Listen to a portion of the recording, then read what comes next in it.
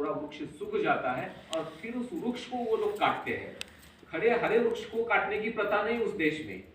तो इसीलिए वनस्पति हमारे सोच का असर, अभी देखो उन्होंने गंदा गाली शब्द दिया तो पौधा सूख गया।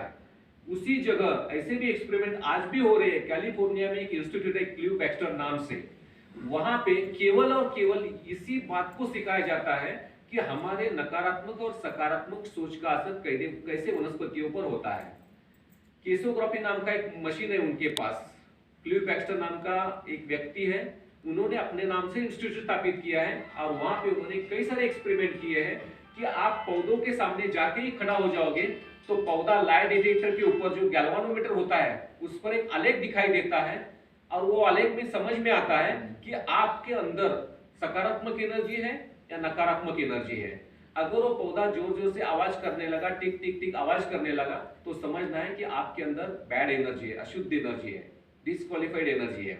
और पौधा जब वो आलेख दर्शाने वाली सुई एकदम प्यार से स्लोली अपनी एक्टिविटी दिखाती है तो समझना है आप कुछ पॉजिटिव एनर्जी से भरे हुए हैं। और ये एक्सपेरिमेंट आज भी कैलिफोर्निया में हो रहे हैं। इसीलिए हमें भी अपना ओरा कैसे बनाना है। हम खेती में जाते हैं तो क्या साथ में ले जाते हैं, क्या सोच के जाते हैं, पता नहीं इतनी कीट हमारी खेती में आएगी, हमारी फसल आएगी कि नहीं आएगी, कीड़े आएंगे तो हमारी फसल का नुकसान तो नहीं हो जाएगा, प्रकृति में हमारा नुकसान तो नहीं होगा, मेरा मार्केट रेट मिलेगा कि नहीं मिलेगा। इतनी सारी गलत सोच के कारण हमारा ओरा भी बदल चुका है। इसलिए जब हम मालिक होकर टेंशन में आते हैं तो जहां एक संस्था का मैनेजर टेंशन में आता है तो वहां सारे अंदर के जो काम करने वाले होते हैं वो भी टेंशन में आते हैं। कभी कभी उनके आते ही पता चलता है, अरे आज साहब का मूड कुछ ठीक नहीं लग रहा है, कुछ तो बिगड़ा होगा, चेहरे से पता चल रहा है आप साहब कुछ खुश नहीं दिखाई दे रहे। मतलब स्टाफ भी तुरंत पहचान जाता है कि मालिक को क्या है। ठीक इसी प्रकार खेती में भी वही विधि है। अगर हम खुश होकर खेती में प्रवेश करते हैं तो उसका बहुत अच्छा रिजल्ट हम प्रैक्टिकल में देख रहे हैं। और आप अभी यहाँ देख सकते हैं कि हमारी फसलें इतनी अच्छी आ गई। इस इलाके में आलू जो हमने बुआई की है, पपीता बुआई की है, ड्रैगन फ्रूट लगाए हुए हैं, टमाटर इस तरफ लगाए हुए हैं। टमाटर के पौधे 5-5 फीट के हाइट के बढ़ गए। एक एक पौधे को टमाटर कितना लगाया देखा है। तो ये सारी पौधे क्रॉप्स आपको बताएगी कि मेडिटेशन का क्या असर। हमने केवल और केवल इसमें प्राकृतिक चीजों का इस्तेमाल किया है। और वो कैसे बनाना है वो विधि प्रैक्टिकल में आपको दिखाएंगे। वहाँ एक चेंबर बनाया है, उस चेंबर में हम क्या क्या डालते हैं और उसमें जो रिफाइंड स्लरी आ जाती है बाहर में, उसको कैसे खेती में यूज करते हैं। ये भौतिक विधि भी सिखाएंगे।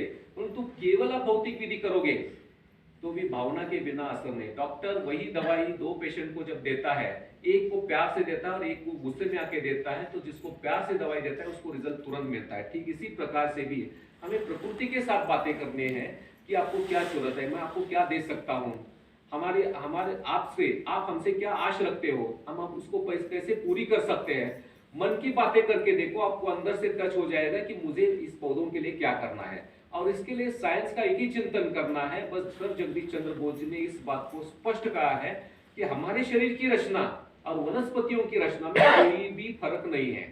बस हम ब्रेन के आधार से समझते हैं, वनस्पति बिना ब्रेन के समझती है।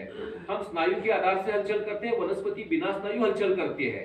हम फेफड़े के आधार से श्वास लेते हैं, वनस्पति बिना फेफड़े श्वास लेती है। ये सारी एक्टिविटीज वनस्पतियों में भी है। अगर मेरे जैसे ही प्रकृति पौधों में भी रचना है तो जिन चीजों का स्वीकार मैं करता हूं उन्हीं चीजों का स्वीकार आप प्रकृति को भी करना शुरू कर दो तो आपको उसका अच्छा रिजल्ट। मतलब ये नहीं है कि मैं अनाज खाता हूं पका हुआ तो खेती में भी वही डालो, नहीं। खेती के लिए जो चीजें जरूरी है वो गोबर है, गोमूत्र है, जो चीजें हैं वो।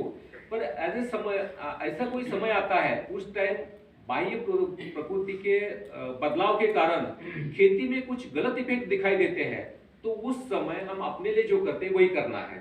अभी भी कल टमाटर में हम घूम रहे थे, मैं थोड़ा 15 दिन उधर 15 दिन अपने खेती में रहता हूँ महाराष्ट्र में।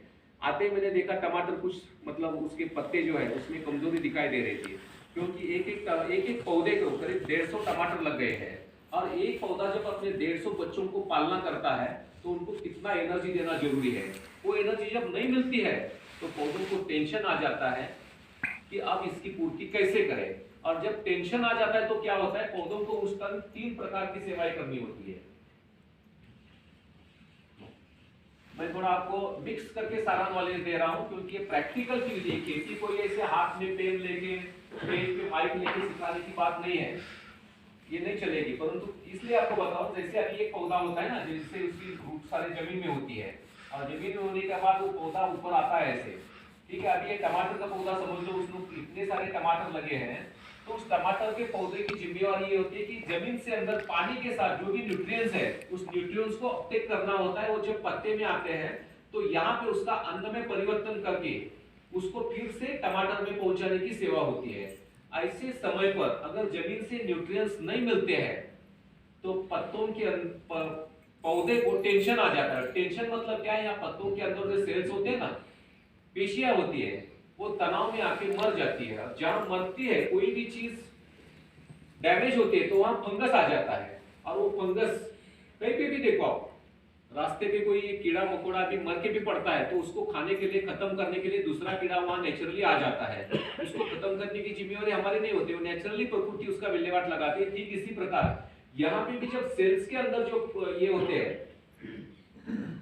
पत्तों के अंदर सेल्स होते हैं, वो जब डैमेज होता है तो यहाँ लाल स्पॉट दिखाई देता है, वहां पे फंगस पड़ना शुरू होता है। तो हमारा काम है कि इसका टेंशन दूर करना।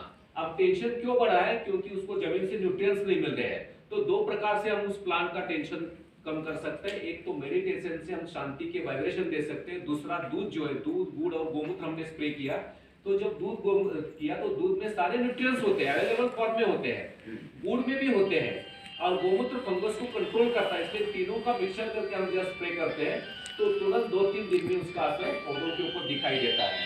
अब मेडिटेशन का असर इसमें कैसे होता है, हमारी सोच का असर देखो। साइंस में पहले का 19वीं सदी का साइंस कितना पावरफुल रिसर्च है, ये मैं आपको बताना चाहता हूँ। आज का साइंस इसमें बिल्कुल फीका है, बिल्कुल फीका मैं कहता हूँ। और यूनिवर्सिटी में भी हमने ये बात किया और उन्होंने भी इस बात का स्वीकार किया है। क्योंकि क्या है, हमारे सोच के वाइब्रेशन जब प्लांट्स को टच करते हैं, जैसे ही प्लांट को टच करते हैं तो उसका इलेक्ट्रिक पावर में कन्वर्जन होता है।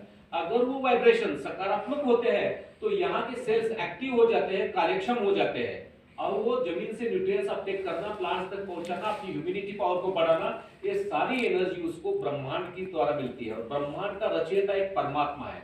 1922 में रुडॉल्फ शेनर नाम का एक वैज्ञानिक होके गया, उन्होंने इस बात को स्पष्ट कहा है।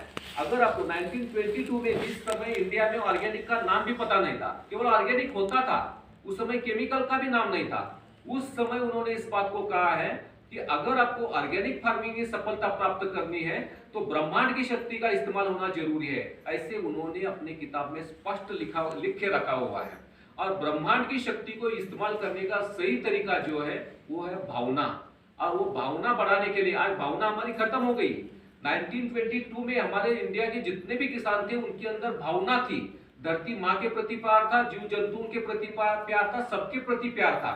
आज हम बीके जितने भी बने हैं, हमारे प्रति भी प्यार है, पर वो प्यार अभी तक दिखावे का प्यार है, प्रैक्टिकल का प्यार नहीं। कैसे हम बैठ के क्या करते हैं, प्रकृति के प्रति योगदान देते हैं, जीव जंतु के प्रति योगदान देते हैं, कीड़ा मकोड़े के प्रति योगदान देते हैं कि नहीं देते हैं। पर खेती में जब कीड़े आते हैं तो क्या करते हैं, मारते हैं। तो बैठ के योग करना पुण्य कर्म हो गया कि उधर मारना पुण्य कर्म हो गया। तो एक तरफ हम जमा करना चाहते हैं, दूसरी तरफ हम माइनस कर रहे हैं। इसीलिए अभी भगवान की जो रचना है, उस रचना को भी अगर हम समझ लेंगे तो भी हमें बुद्धिवान होते हुए पीठ पे जहर लेके खेती में घूमने की जरूरत नहीं पड़ती है। बस परमात्मा को हमने केवल पहचान लिया है, उसको जाना नहीं है। उनकी रचना बहुत अलग है। हमारे यहाँ अगर आप जाके देखोगे तो इतनी प्राकृतिक कीड़